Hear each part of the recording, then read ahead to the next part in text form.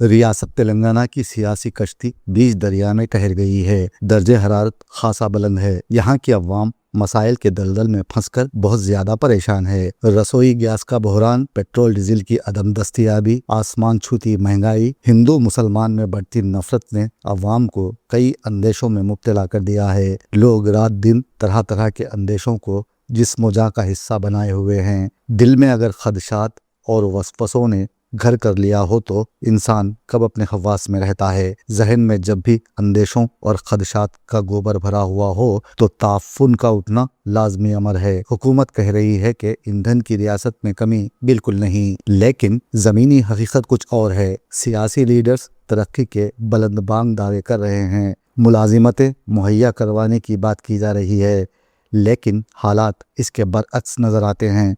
आपने देखा होगा कि कई दिनों से आशा वर्कर्स अपने देरीना हल तलब मसाइल को लेकर एहतजाज कर रही हैं। आज भी आरटीसी क्रॉस रोड पर उनका एहतजाज जारी था और वो असम्बली का घेराव करने की फिराक में थीं कि पुलिस ने उन्हें गिरफ्तार करना शुरू कर दिया। ताकत के जोर पर पुलिस आगे बढ़ने लगी तो आशा वर्कर्स और उनके दरमियान झड़प देखी गई। पुलिस ने गिरफ्तारी की आड़ में आशा वर्कर्स की दुर्गत बना दी, जिसकी वजह से कई खवातीन जख्मी हुई, जिन्हें गिरफ्तार करते हुए पुलिस स्टेशन मुंतकिल कर दिया गया। अब यहाँ समझने वाली बात यह है कि हुकूमत जब हल तलब मसाइल पर ध्यान नहीं देती तो समाज में बेचैनी फैल जाती है और एहतजाज शुरू हो जाता है। हुकूमत एहतजाज को अगर मुस्तरद करती जाए तो इसमें शिद्दत पैदा की जाती है, लेकिन रियासती हुकूमत फिर भी आशा वर्कर्स के मसाइल हल करने में नाकाम है। ऐसे में आशा वर्कर्स ही क्या, पूरी कौम ही एहतजाज पसंद हो गई है। उन्हें एहतजाजी धरनों में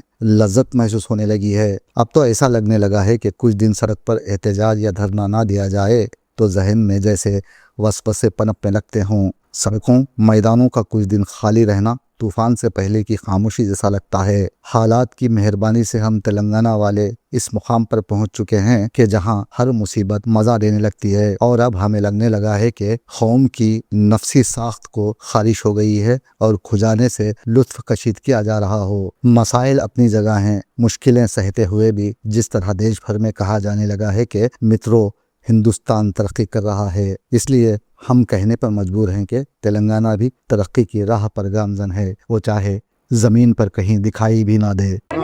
కనీసం మాకు వచ్చేది నెల జీతము, ఒక కనీస అవసరాలు, కనీస సరుకులు కూడా రావట్లేదు. ఎట్లా బతుకుతాం మేము? ఏసీలల్లా అట్లా ఇలా ఆడ కూర్చొని వాళ్ళు మంచిగా ఉంటున్నారు. ఇంటింటికి తిప్పి అన్ని సర్వేలు అన్నిటి ప్రతి చిన్న పనికి మేమే కావాలి. అట్లాంటప్పుడు మమ్మల్ని ఎందుకు గుర్తించలేరు?